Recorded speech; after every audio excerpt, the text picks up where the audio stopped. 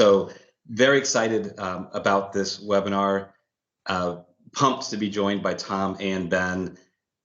During the pandemic, I know that's a little ways back, but there was some positive things that came out of it. And one of it was barriers started dropping. So if you think about managing technology projects, a lot of times it's not the technical details that get in the way, but it's more business rules, process, people, security.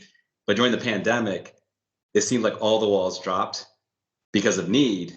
And one of the byproducts was Teams adoption just skyrocketed. And now Teams is the dominant communication platform in the world. It pains me to say that as an old email guy, but it's the truth. I spend more time in Teams. It's quicker, it's faster. But when it comes to supporting Teams, there's a lot of challenges around call quality, which is also kind of tied back to the pandemic. If you think about it, before the pandemic, maybe you worked in an office, maybe you were required to work in an office. Now that hybrid workforce is real, we now have the challenge as IT professionals to be able to support those users. And that introduces a whole wave of complexity. So today we're going to be talking about how you master call quality in Microsoft Teams. We have world-renowned experts, Tom and Ben. If we can move the slide forward real quick. From an agenda perspective, we're going to be talking about why isn't every Teams call perfect? Wouldn't that be the ideal world? We wouldn't have to hear from our users complaining about why was there jitter? Why did I sound like a robot? Well, what do you do when you get that phone call? How do you go troubleshoot? What native Microsoft tools are there? There's a lot of great information that Microsoft provides, but from talking to our clients, sometimes it's very challenging to figure out where to go to get that information. And then how do you ultimately get down to the core issue? What is causing the problem? So these are some of the topics that we're going to be covering today. And really the goal here is we want you, after you have given us your time, to walk away with practical content so that you feel like, hey, I'm more empowered to be able to go support our users. I'm going to get out of the way and leave it here to the experts. Ben and Tom, do you guys want to introduce yourself? Yeah, sure. I think, well, you're first up, but we'll skip over you. You've done that. We'll skip over me. Yeah, exactly. Tom. Cool. Yeah. Hey, everybody. I think I recognize a few names on the roster there as well. So great to see so many people turning out. Tom Arbuthnot, been in the space for well over a decade now. The whole OCS links type business route. Currently, I work for a carrier called Pure IP, and I have my own company, Empowering Cloud. Ben, if you want to jump forward, there's a slide in it. So this is a free to join community around Microsoft Teams, so specifically for Microsoft Teams IT professionals. And the idea is we're putting together 15-minute briefings from subject matter experts and have a monthly update. So within 15 minutes, once a month, everything you need to know about Teams, all the changes, news, roadmap, etc. If you're interested in Teams, and you probably are because you're on this webinar, then I'd highly recommend checking it out, and I'd love any feedback. So feel free to ping me if you've got any ideas for topics or questions. We're looking for more content there as well. You could have picked my briefing to have on your little picture there, Tom. Thanks for that. Yeah, I probably should have. I was more synced. Yes, there is some good content from Ben there as well. Yeah, so speaking of me, I guess my name's Ben. I work for a company called Cloudway. We're have people who are specialists in all of the M365 suite. So identity, device management, SharePoint, Exchange from back in the day. But my area of expertise has been kind of in the Microsoft UC stack.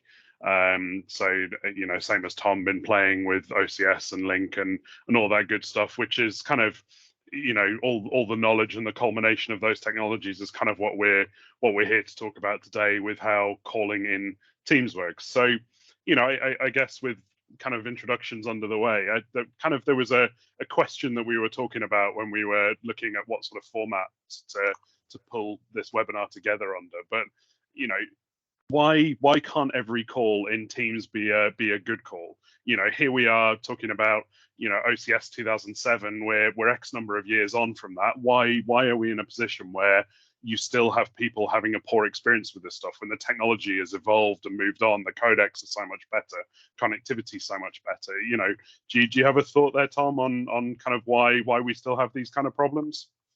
Yeah, I mean, so I think we've all seen it's got better. The technology's got better. The codecs got better. Bandwidth has generally got better for a lot of people. Certainly, if you look at mobile bandwidth, for example, but it's still a complex thing that's happening. We're talking about computers, if they're software clients, we're talking about mobile clients, we're talking about various different networks and network devices.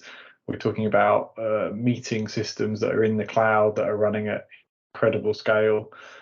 So there's just a lot going on. I think proportionally we're doing better than we used to with kind of our server landscape, but we're also pushing the technology a lot harder than we used to. Like, you know, 5-10 years ago, people wouldn't join business critical calls on cell on data. You wouldn't have risked it. But these days, very, very common. So I think as the technology's got better, we've also, as users, have pushed the boundaries on what's possible and have hit those new edges. It was one of your Teams Fireside Chats, which is one of your other kind of user group activities, wasn't it? Adam, who I think you had on last week, made the good shout of, like, you know, cellular mobile phones are the thing that's kind of done the best for pushing forward or decreasing expectations about calls. It always used to be that you know, you had a hardline phone and literally you had an electrical signal between you and the other endpoint that you were talking to, and then suddenly with cell phones there was this kind of fuzzy stuff in the middle. But I'm not sure I entirely agree with that, because I still find people kind of treat something like Teams, particularly where they've got Teams phone deployed, as it's my PBX, it's my phone system. There's a higher expectation for something that is a phone versus a mobile. But you know, it's kind of crazy when you think about all of the stuff that's happening behind the scenes to make a call kind of connect. And this diagram here is a variation for Teams of one that I used to have to show customers when we were talking about Skype for Business, where, you know, it was kind of a different proposition with Skype, because you had the servers in your own infrastructure, you had edge servers in your data centers and all that kind of stuff. But the point this was trying to illustrate is, if you think about what's happening, you know, like if you take us on this meeting now, you know, I'm on a Bluetooth wireless headset that's talking to my computer, which is on Wi-Fi, which is going to my local router and my internet provider out to Microsoft somewhere, you know, and there's all these kind of links in the chain of what has to happen. And, you know, back to that question of why can't every call be a good call, or not necessarily, you know, good or bad, or, you know, shades of gray, right? But there are so many pieces in the chain. And when you're talking about people in their company location, on a company computer, on company Wi-Fi, on company wired networks, you've got control of more pieces of that chain, you know, still until it gets out to the internet. But if you've got someone in their local coffee shop or hotel room or something like that, you know, you're on kind of the Wild West internet, aren't you? And you have a lot less control over that. Yeah, you definitely are. And that is an interesting paradox there, which is, you know, everybody in the pandemic, and since there's been more working from home proportionally, and it is the Wild West internet, not your kind of business grade. We bought very expensive circuits and MPLS, and it's all great. But actually, interestingly, a lot of those business networks, enterprise networks, were not architected for the scale of voice and video we're now seeing on them. So definitely, when you're in like the hotel crappy Wi-Fi or Starbucks scenario, we're really pushing the limits. But also what we're finding from the stats, and I know ENow with their tooling have seen this as well, is like sometimes it's actually the return to work, the corporate users, because they're pushing more video than they ever did before, and those networks weren't architected for it. So it's interesting to see where the path falls down per your diagram. Yeah. Tom, that's a very important point. I mean, from our conversations with our global customers, video is becoming more critical, especially when it's work from home, because people are finding more ways wanting to connect. And so they're asking their employees to turn on video. So there's a lot of different dynamics that are shaping this problem or contributing to it. Yeah, if you go back to work now, you tend to sit at a desk but still be doing hybrid meetings with people at home. So keeping video on was the default, whereas before it was the ratio was towards people being in the office, so video wasn't so prevalent. So we've certainly seen video hasn't gone back to pre-pandemic levels. It's stayed steady, with most people use video most of the time now. But I mean, that's a good point as well, isn't it? That the very definition of a Teams call is a lot different. You know, you think about what we're doing in this meeting. There's 3 of us with cameras. There's a 1080p screen share going on. There's the audio streams, and we're still just referring to that as, you know, it's a Teams call that we're all on. So again, like that links of, you know, all the chains that link together. There's multiple chains, because what is a good call to me might be different to a good call to you, right? Like, you know, we'll touch on this a little bit later, but if your microphone's rubbish, that's going to seem like this is a bad call to me. But actually, from a technology standpoint, everything's perfect and doing what it needs to do, right? Yeah, it's broadcasting the best it can get, and yeah, you make a really good point. I mean, yeah, we're up to like 130, 140 people on this session. Like, what's good for somebody might be bad for somebody else. So sometimes the troubleshooting is, was it your reception of the stream that was the issue, or was it the actual meeting? And I know from troubleshooting very often you get some big escalations internally Yeah. saying this meeting was awful, and it pans out, just as you suggest, that the presenter had an awful connection. So that the system wasn't at fault as such, the presenter was, or one receiver had a dodgy connection, and their perception was the whole meeting was terrible. Meeting was fine if you look at the stats. It's just that they had a bad perception, but they're important or have a loud voice.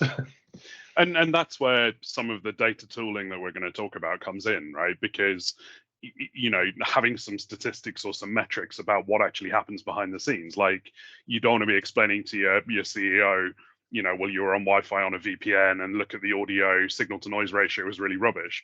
But at least if you've got some data to back stuff up, you can kind of at least highlight, like, look, the fundamental technology isn't the problem. It was this other factor because of this thing here that was the cause. It helps kind of with some of that explanation, but the balance is not overloading that, because it's too easy to kind of get super deep into it, right? Definitely. So, talking about the kind of different links in the chain and bits and pieces, if we were broadly splitting the things that contribute towards good call quality into two, I would suggest that the network is kind of the key, most important piece here. We have to have some form of good connection, good quality between, wherever you are and the other parties in the call, or for a meeting to the Microsoft service. So, if we're talking about what a good network looks like to support teams, I kind of summarize these as two guiding principles of: you need to get the call off your network and onto Microsoft as quickly as possible, and don't interfere with traffic. Does that sort of seem like a fair summary to you? Yeah, the don't interfere with traffic is the funny one, because that's the one that proxies, firewalls, and there are very good security reasons for having those for web type traffic or file downloads. But with real time traffic, you do want to get out the way as soon as you can. VPN concentrators, anything that messes with traffic. That's a really good summary. Yeah, you got the list there basically. But I mean, and the problem for the people responsible for teams on this call. The problem is you get the Microsoft recommendations, you fire them at the network team give you 2 thumbs up, yeah, we've done all that. But kind of often security teams' defaults is to check, do you really mean you need what you say you need? So with firewall teams, you get this all the time. First time round, they say, yeah, we've done it, just to see if you need them. So then they're like, oh no, it's still blocked. Oh, okay, you do need it. We'll actually do it now, And it's quite a scary page, right? If you go look at the Microsoft Docs page of what ports and protocols Office 365 needs, you go and look through that, and there's 30, 40, 50, 60 things listed, even sometimes just for the Teams. And that's where, it's evolving over time. That list of ports that are required are shrinking. The IP ranges are becoming more well-defined. But it is still true that because Teams is a global service, it's not like when you used to run this stuff yourself and you knew exactly what traffic was going to what, which of your endpoints. This is going to this kind of vast global infrastructure that Microsoft owns.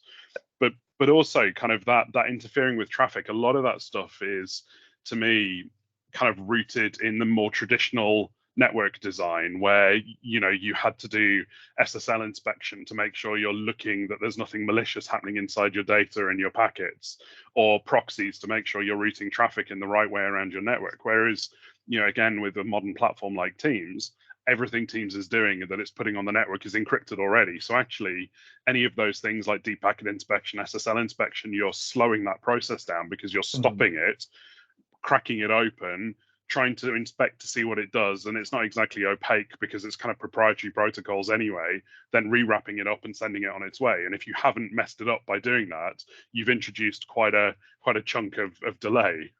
Yeah, and a real challenge in enterprise is, like, enterprise networks are very complex because of M&A and different kit over time and different admins in different regions. And there's a whole bunch of reasons that every enterprise network, it's very rare you get the chance as a network team to build your perfect network in your perfect way.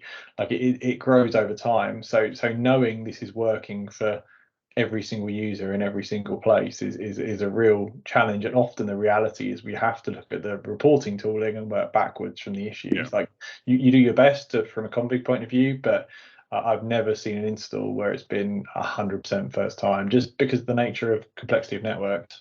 Yeah, and in terms of kind of network performance, there's a bunch of key metrics that Microsoft kind of produce around what you should be looking at for, a minimum level of connectivity for the network to support good calls, with the air quotes around it. And the tables up there as you'd find on the Learn Docs pages. But it's kind of interesting that you've got two sets of figures. You've got stuff from if you're measuring from the Teams client, like from where your users are actually running, and then a column for if you're measuring from a data center, because Microsoft's kind of taking an assumption that if you're measuring from the data center, there's then like a little bit of internal traffic that has to happen to get back to wherever your users are running from.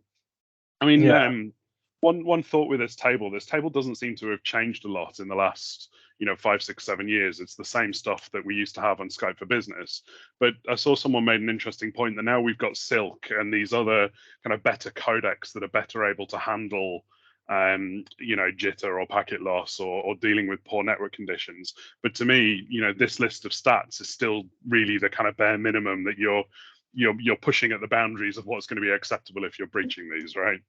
Yeah, that's right. I mean, you're right, or that person's right. The codecs do a lot better job now, but the codecs, what they're doing is they're healing your voice. They're masking over issues. So you might have to rely on them, but you shouldn't be relying on them by default, because you're stretching that boundary of what you can get away with.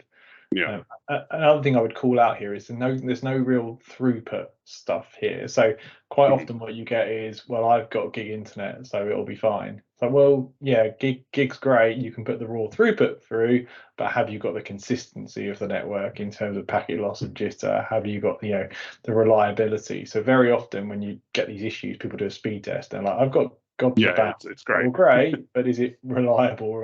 And we often actually want less bandwidth and more reliability.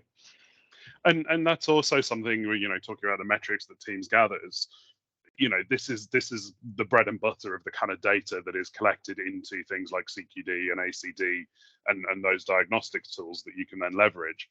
But that's really important that it will show you kind of the average of these metrics over a call, but it'll also show you the max points, right? So that if someone joins and suddenly their bandwidth saturated and their jitter goes through the roof, you can see the max point through a call. So you know that for a particular point that you were in breach of whatever that threshold is. Which is where, kind of reading through these things, there's a bit of a skill to actually interpreting and looking at the data that sits behind it. So the other thing that is kind of worth talking about, because it's something that people don't really kind of understand, is we're talking about getting the network or getting the data kind of out of your control and over to Microsoft as quickly as possible. Got kind of 3 little diagrams here that might be interesting just to talk through. That most people think that you go from the client on the left-hand side to the Teams service, whatever it is, on the right-hand side. The traffic goes from your computer over your company network. It breaks out onto the internet, and then it gets to Microsoft's side. And this is where, back to that diagram with the little ticks and crosses and question marks, the corporate network here, we have full control over all that stuff. We've got the ability to apply quas, etc. But the internet is kind of a little bit more open-ended, right? There's not much you can do once your traffic hits the internet. But kind of actually the reality of what's happening is you go over a portion of the internet and then you hit these entry points to Microsoft's network. So again, when you're looking through the stats and the data behind core quality, there's these things called transport relays. Do you want to just elaborate a little bit what a transport relay does, Tom? Yeah, I mean, essentially what's happening here is all of the ISPs, or most of the major ISPs, are paired directly with Microsoft. So when that little yellow internet you're going up is really the tail into your ISP, and hopefully that shouldn't be oversaturated, and you can obviously pay your ISP to try and optimize that connection, because you're just on their network at that point, and then you're off to Microsoft. So you're not having to go over the internet for long distances or lots of hops is the ideal scenario. And it's making like the longest part of that journey Microsoft's problem, because that's therefore not your problem. I suppose they've got like one of the biggest dark fiber networks in the world. Like packet loss on their network is not, you know, typically going to be a problem. They've got gobs of bandwidth, so getting onto them as quickly as possible is the goal. Yeah, you're just limited by good old speed of light, right? Yeah. Hopefully not much else. But I suppose the downside is that, you know, from a core quality point of view, there has to be an element of trust there, because you don't get to see inside that network. You know, you can see your traffic kind of up to their entry points, these transport relays, and then you don't have visibility of it. So when you're troubleshooting core quality, you're kind of looking at, you know, some of the blue portion there, some of the yellow portion. But, you know, the reality of what you're trying to do, back to those networking best principles, is you're trying to make both of those components as short as possible, and the Microsoft portion of it as long as possible.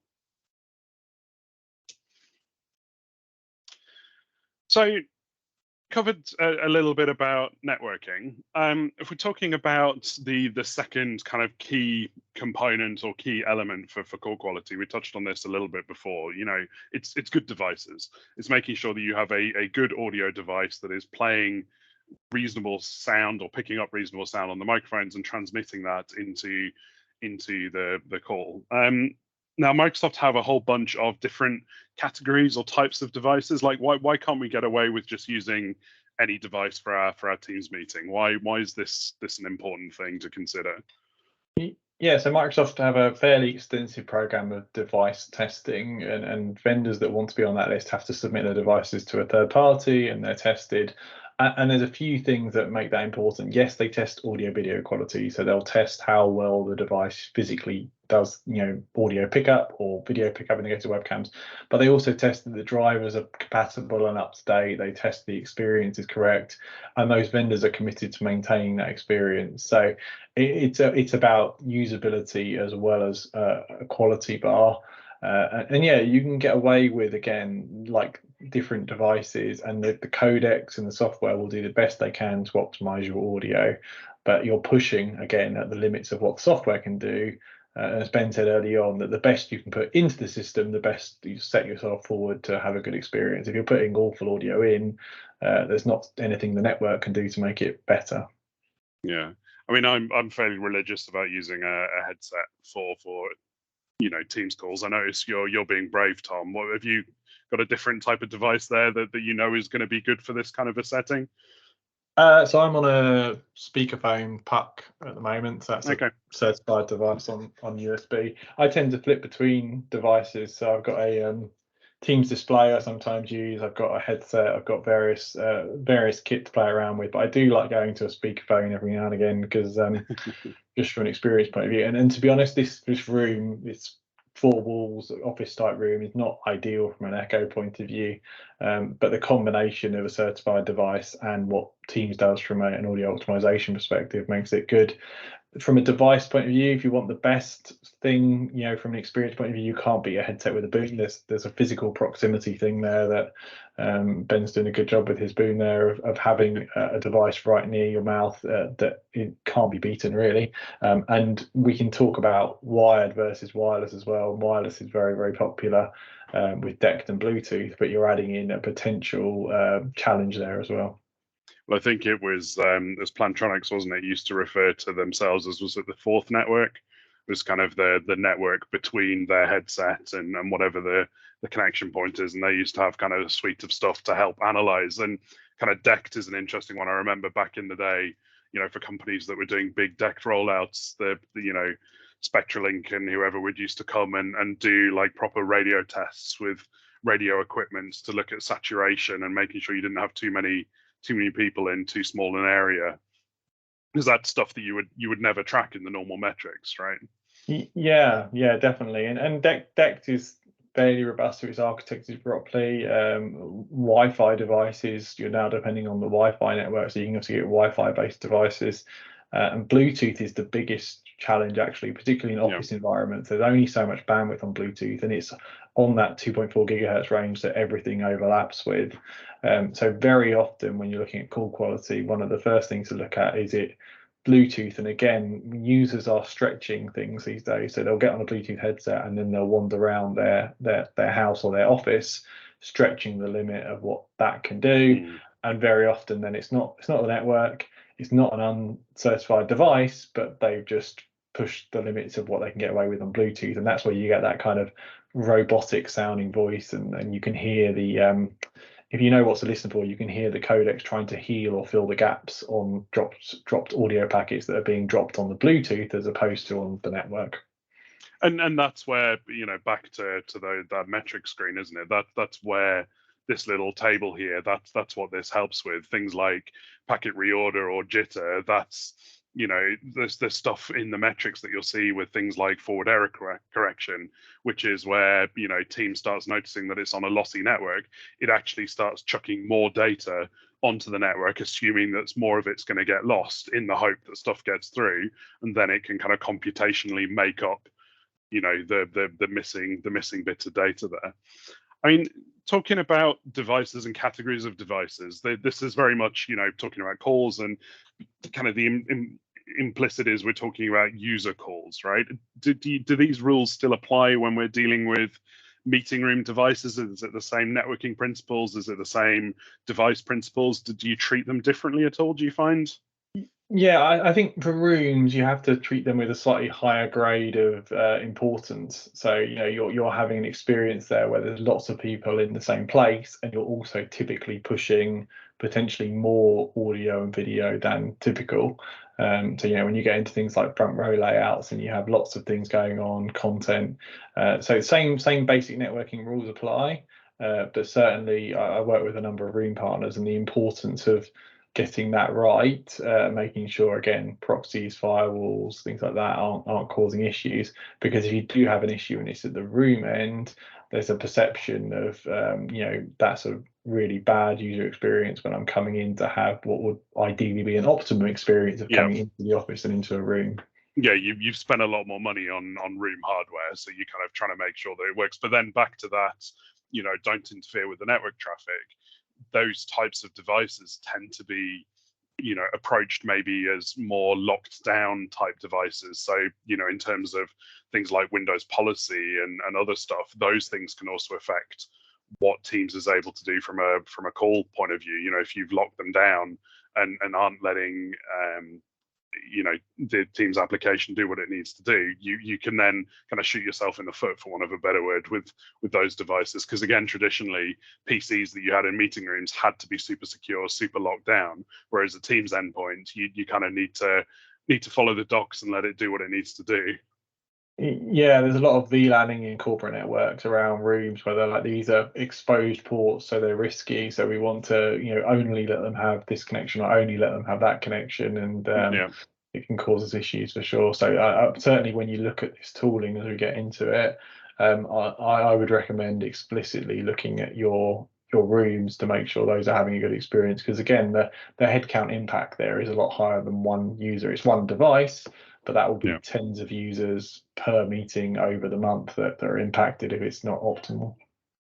There's an interesting kind of blast from the past, as you said that there. I remember talking to networking teams about having to use a voice VLAN for Skype for Business or for Teams phones, you know, to make sure you're separating the traffic, and then trying to explain that, like, well, actually, you know, your Teams phone is now your computer endpoint, and your computer endpoint is doing all these other things. And like, even if you have a physical Teams phone, it is still a Teams endpoint and doing all these other streams. So the need or the requirement for a voice VLAN, it kind of, you know, negates itself, right? Yeah, definitely. It's funny how things have changed, where it's just one big network now we have to worry about.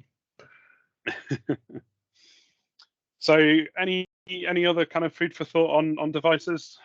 Anything that springs to mind? I mean, you talked about you've got several different categories of devices. I guess one thing that kind of summarizes a whole bunch of this stuff is there's this diagram that I kind of quite like to show. You can see I stole this from a Link conference deck back in 2014, but this is kind of the user side of things. You know, we've talked about the network, we've talked about devices, but there's also the trying to stop people from doing the wrong thing in the wrong situation, or having the wrong expectations about where, you know, where they should be doing stuff. So you've kind of got, the absolute best call quality that you can expect should be the stuff on the right, where you're on the company network, you're using a certified device. You're not in an open office if it's a private call, so you've got lots of background noise. Although again, a boom headset with reasonable noise cancellation should be able to help there. All the way through to, on the left-hand side, hotel lobby and using the computer speakers and microphone. And this is one of the things that you'll see tracked in the data, right? The amount of devices that are Realtek, standard microphone or speaker, or AirPods, or all these kind of random audio devices. They may work. You may get audio into the call. You may get audio that you can hear, but that doesn't mean that it's great.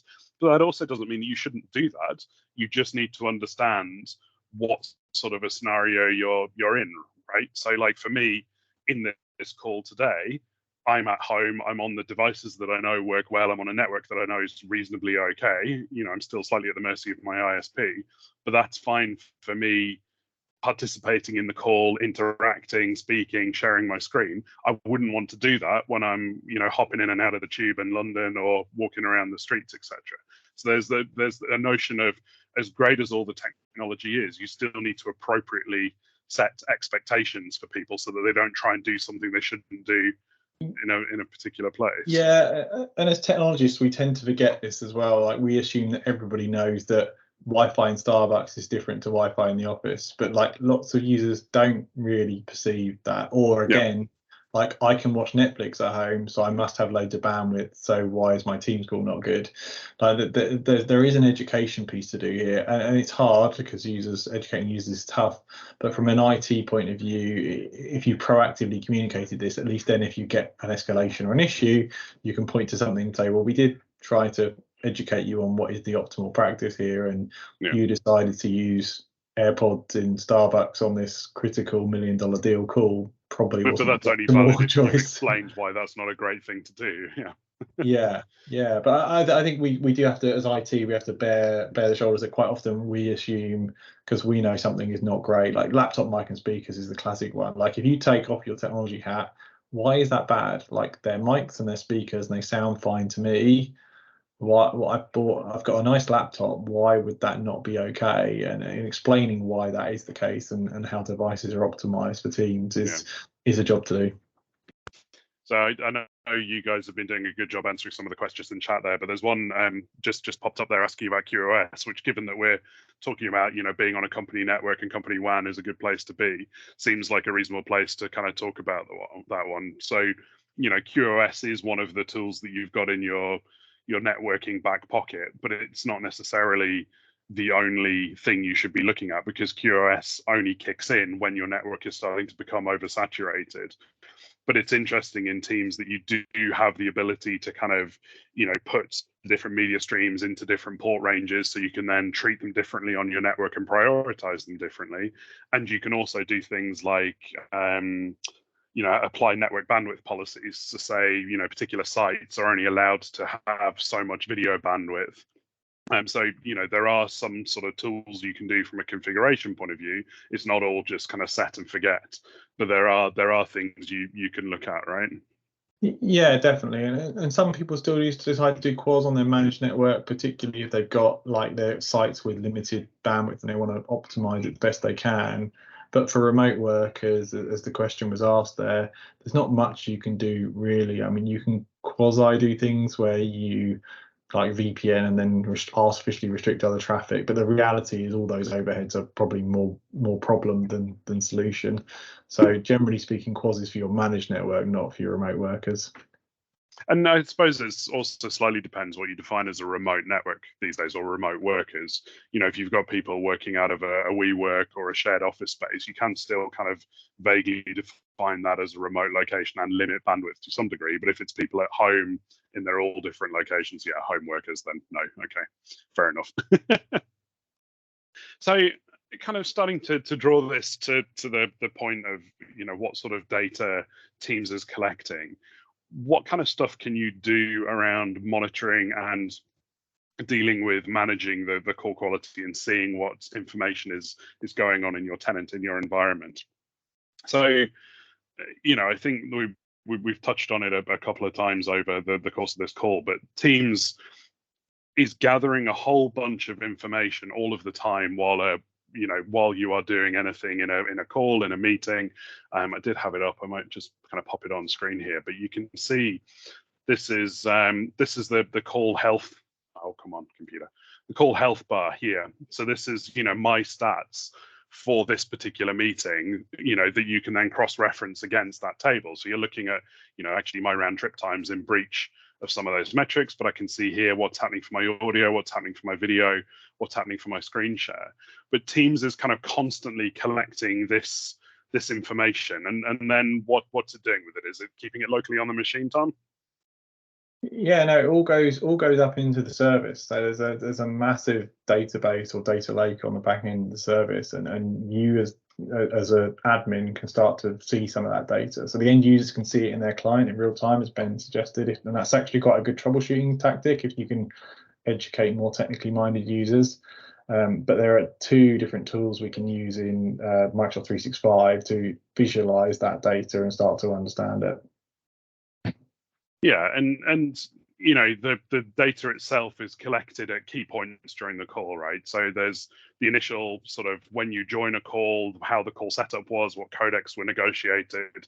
Then there's kind of particular points during the call, which is you might notice them every now and again. I think someone posted in the chat for the meeting that there was one of the little banner notifications they were seeing on a device. Those trigger things of, your device is causing poor quality or your network connection isn't great.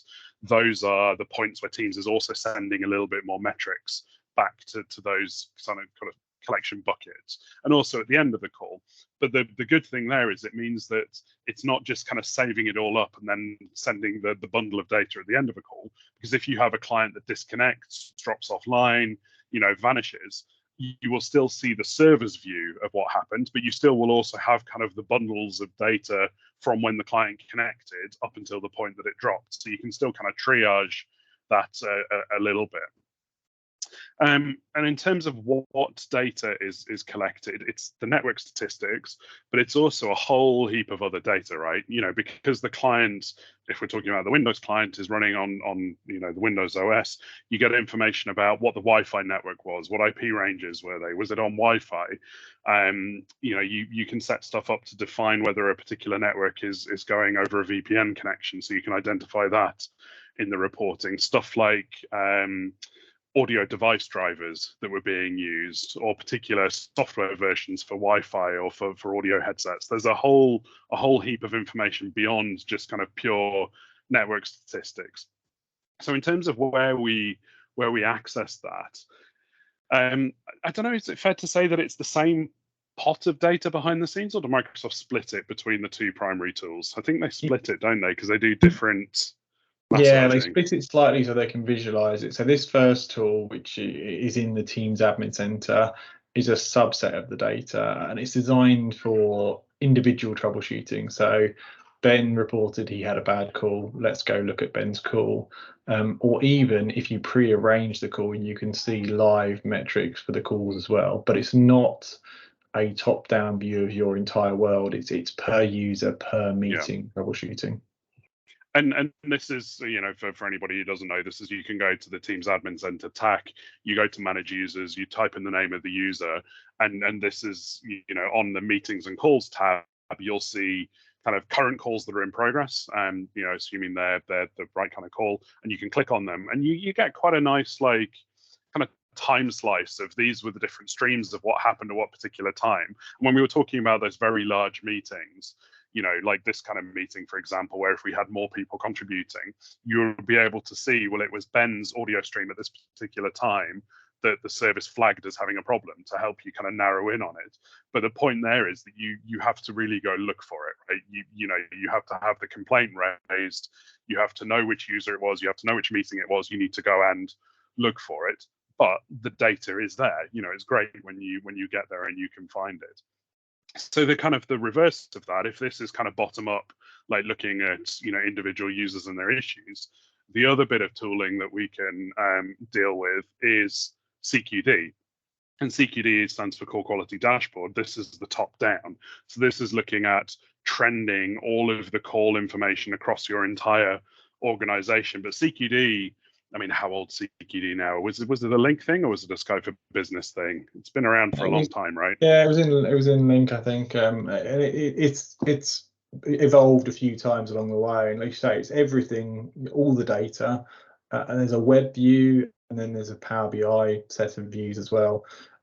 Great data in here, but not the easiest to drive. Like you need to be using the Power BI to make the most of it, and really you need to know how to drive Power BI. So there's a bunch of reports Microsoft give you which you can download and populate. And the other thing to bear in mind is it can be quite slow in scale customers. So if you're a big enterprise, there's a lot of data there. It's not super optimized for tens of thousands of seats. And there's some things that you need to do to set these things up right. So there's the the last bullet there, the building and device data. That is where ideally when you're doing your team's deployment, you want to be mapping out your different networks and subnets against what your buildings are, so that to the point we've been kind of driving home over the course of this call, when you go and look in the metrics and the reporting, you can identify calls that were from a particular office location, so you can trend stuff that should be good versus stuff that might not be so good, so that the users at home or the users outside your network, you can kind of get two views on it to understand what that looks like for trending across your organization. I don't know about you, Tom, I'm sure you've got a few stories as well, but CQD I've found to be particularly finicky. It's very hard to kind of get the reports looking the way you want, but when you do, the value in going and looking at these things on a regular basis is pretty incredible. I had one customer who were in the middle of a global scale deployment, and just because we were in project delivery, we were checking in on CQD every week as part of the standard kind of project process, and we suddenly noticed that calls in a particular location in India, I think it was, had suddenly dropped through the floor. The amount of poor calls had massively increased, and call quality had gone down. We went and spoke to the networking team to find out what was going on, and it turns out that, unbeknownst to the project, they were also in the middle of a new WAN rollout and deployment, and one site had been migrated to the new WAN, and suddenly calls weren't going through an optimized media path. And it was really good, from a Teams project point of view, to be able to flag that, highlight it, and take it back to the business to try and figure out before we had everybody jumping up and down and screaming at us. From a CQD point of view, are there any of these reports that you find particularly helpful, Tom? Yeah, there's some good devices on like overall network. So Microsoft have a pack of Power BI devices. There's good reports on finding suboptimal devices as well. But you make the point, you have to go to this tool and learn it and drive it. It doesn't naturally kind of surface things for you. You have to invest some time like understanding it, and almost have someone that looks at it on a regular basis and proactively trawls through it to see what's going on. Yeah, and I guess, Jay, hopefully this is where you can kind of chip in and show us a little bit what sort of the history behind ENow's tooling and how that can help here, right? No, absolutely. I think the Microsoft tools are a great starting point. And the big challenge is there's just so much data out there. We had one of our clients say, you need to have a PhD to use the CQD. And obviously there's some engineers on the call that love Power BI that can tinker it, but for the masses, and when you're getting that call from that angry executive saying, hey, I have Teams call quality issues, help me, how can you get to the answer quicker? So what we've done here at ENow is we've been in business over 18 years. I'm a former sysadmin, started in the Exchange days. My passion is taking complex things and making it simple so that the IT professional can support their users and basically sleep better at night. So what we've done is we've developed some add-on tools that make it easier to troubleshoot Teams and really get to the core of the information that you need. So we have a visual dashboard. It uses a traffic light system. We're known for our monitoring and analytics, so we can provide a single pane of glass for your hybrid environment. You can see all of Office 365. But what I'm going to focus on just briefly here is the topic at hand, which is how do you troubleshoot Teams call quality issues? How do you answer questions that management may have? There's lots of challenges around Teams. So what we've done is we've created a simplified view of the Teams call quality dashboard. And what this view does is it takes the core KPIs, things like, do I sound like a robot, the jitter KPI, or calls being dropped. We take all the data from your organization we aggregate it, and then what we do is we give you the ability to monitor this in real time. So what you can do is you can take this data and monitor it over different periods of time. So if your management is asking you, hey, how is Teams call quality performing over the last month, over the last week, over the last day? This feature gives you the ability to answer that question very quickly. It also gives you the ability to quickly pick up and alert you if something has changed with one of these core metrics. Now, there's a lot of metrics. You guys just got done talking about all the different metrics in the CQD and Teams Admin Center. These are the core ones that Microsoft recommends. And this really puts you in a position to give you that 50,000 foot view. We also take the rate my call feature. If you've ever been on a Teams call, and have gotten the 5-star rating, or maybe you users have gotten that, if they put in a 1-star or 2-star, sometimes the data that's in the backend system doesn't match with the user's experience. And that's really due to all the complexity that we just talked about, the network, the location, the device, the ISP. There's a lot of things that go into making call quality good. So what we do is we aggregate that here. And again, you can track that over month, week over week, day over day. And what this really tells you is, what do my users perceive call quality to be, which could be completely different. And that's another data insight. So this is the 50,000 foot view. If you want to get down into supporting users, we have a feature that we released last year called Teams VIP monitoring. For those who've been in IT for a long time, you know supporting executives is not easy. Sometimes they yell, they're not patient. What this feature does is it gives you the ability to take an executive, put them in a container, and then monitor them in near real time. So if Microsoft has the data, we're going to be able to surface the data. And what we actually do with the data is, I think this was brought up earlier in the call, we actually track if Microsoft is reporting it's a bad call. But we do one thing, we take it one step further. We actually clean that data up. So when we were developing this feature, we noticed that sometimes Microsoft might say, hey, the call quality was poor.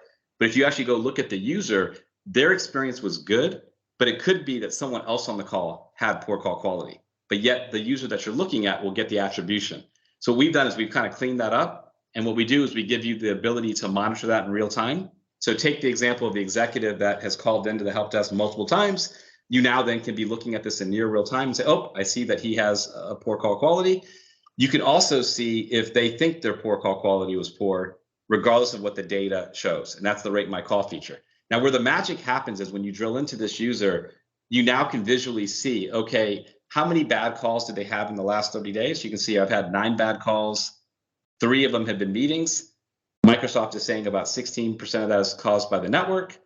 I can see here 67% of the time I've been wired. Who have I been speaking to? I've called Tom a couple times and we've had some bad call quality. I can see what type of device I was using. If you set up the CQD, we give you the ability actually to come in here and add in the building name, the network IP, so you can see that information. And then as you drill deeper into this, you can start seeing things, for example, are they using a proxy? So you talk about where is the user. If the user's in the office, you really should see proxy usage low, or even things like, are they using TCP or UDP? That might be an indication that you need to implement split tunneling. But the point of this dashboard, these are really the essential things you need to know. So you're kind of taking the most obvious likely issues and giving yourself a fighting chance of finding it amongst the kind of, there's hundreds of rows of data in CQD, but these are the things you'd want to look at first. Yeah, we've actually kind of stripped it out to the core. And then if you went into the Teams Admin Center, for example, you don't have an aggregated view of just poor calls. So this is an aggregated view of poor calls. And then you take this one call here that's listed as poor, where it looks like the location was Riverside. If I go ahead and click on this link, it takes me directly to the call. I can see here the poor call quality was bad because of the network. If I want to go deeper, I can then go in and debug it and with one click kind of get deeper. So the idea behind this feature is to give you that ability to support executives more seamlessly. We've also added in some other features here. We call it the Team Support Portal, which is essentially the same view. You can come in here and just pick a user. So ad hoc, someone calls in and you want more visibility into their poor calls. You click on this, you got the view. And then we've kind of extrapolated out one layer deeper. This is our latest feature. It's called the Microsoft Teams Poor Call Snapshot. This is an aggregated view of all the poor calls in the last 30 days, 7 days, and 1 day. And now you can start looking into, okay, well, what types of Teams devices or Teams clients are in use? What ISPs might be causing the problem? Where are the locations? Maybe it's an audio device that you want to you don't want people using. What is the overall picture of what's happening in the environment? And then you can kind of drill down into each user and further do troubleshooting. Again, we're not trying to replace the Teams Admin Center or CQD. This is really an augment layer to help you really get to the chase, quickly get to the point of what's causing the problem. Do you need to upgrade your network? Is it a device that you want to get rid of? In addition to the Teams monitoring that we provide, we also provide Teams reporting. So if you're trying to fight Teams sprawl and want to get a view of the groups that you're using, maybe it's governance, who's accessing data, teams without owners. And of course, now we've gotten into more adoption metrics like how people are using Teams. I don't fully support this, but there's managers out there that want to know how many meetings are being booked, how much percentage of the time is video being used. We talked about that earlier in the call. And then we're getting into Teams rooms as well. So really monitoring and analytics. And what we're trying to do is just really make your job simpler. And this is really an evolving platform. We've been in business 18 years. We're working with Tom, working with Ben, working with MVPs all around the world. So if you're interested in trying to solve Teams call quality, we absolutely would love to talk to you. But that's essentially what we're doing there, Tom and Ben.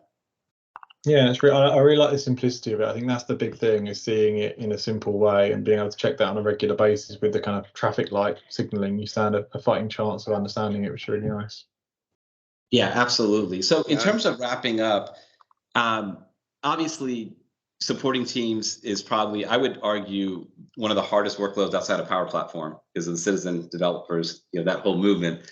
But in comparison to other workloads, I think the dependency upon Teams and the reliance upon it puts more pressure. And then you guys have really gotten into the complexities and really delivered some great information on how to support Teams. What are your guys' closing thoughts on this topic?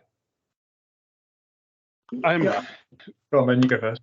Yeah, well, to me, I think that it's understanding there is a whole bunch of cool stuff, for want of a better word, happening behind the scenes that is trying to make this stuff as good as possible. And there is a whole bunch of data that supports that, but trying to interpret that data and understand that data is a whole challenge in its own right. But it's like, don't be afraid to go and find it, because it's there. It's just trying to do it without losing time on your day job, right? Yeah, and I would say it is part of ops. So like Teams is a cloud service, so you have less to do, but looking after this, your users, their networks are not Microsoft's responsibility. So if you're doing Teams right, some kind of routine operations that involves looking at call quality is definitely important. Thank you guys, really, really appreciate it. As a parting gift, we have an ebook that really gets into some real meat and potatoes. There's only so much that we can cover in an hour, but by attending this webinar, we're going to be sending out this ebook. Ben spent a lot of time, and the level of detail in here has step-by-step instructions on how to actually go troubleshoot, how to get into the calls. If you guys have more questions, please go ahead and put them in the chat. We'll try to do our best to get back to them. Do we have time to answer any more questions, Tom? Yeah, we got a couple of minutes here if anybody wants to throw them into the chat. But as you say, Jay, if people want to put them in afterwards or ping us or the guys at ENow, we can follow up one-to-one as well. There was one question there saying, is there anything in the Teams configuration, like in the software side, that can help improve the quality? I think that the main one for me there is, I think I referenced this before, you can do a little bit of bandwidth restricting. So if clients are from known networks, you can apply policies to say, the maximum video bandwidth coming out of this location is, a particular value. Other than that, the controls you have are not necessarily that granular. It's, are you going to allow video? Are you going to allow desktop share? Are you going to allow screen share? Other than that, it's kind of trusting the technology to do its thing. Teams will swap between different endpoints. It will swap between different codecs. It will swap between different bit rates to try its hardest to survive and to be a reasonable experience in a particular environment. So it's kind of only the extremes where you need to kind of help shape that a little bit. Yeah, really appreciate both of your guys' time. I would really encourage everyone, if you haven't seen Empower Cloud, Tom and his team are doing an amazing job of just keeping up with Microsoft and providing just great content. Their website's free, so you can get to go up there and get some great information. Also has a lot of training on his site that is great if you are responsible for teams and you want to solve challenges in your organization. He provides that content. And of course, Ben and his company, they do an amazing job of helping you deploy teams, troubleshoot teams.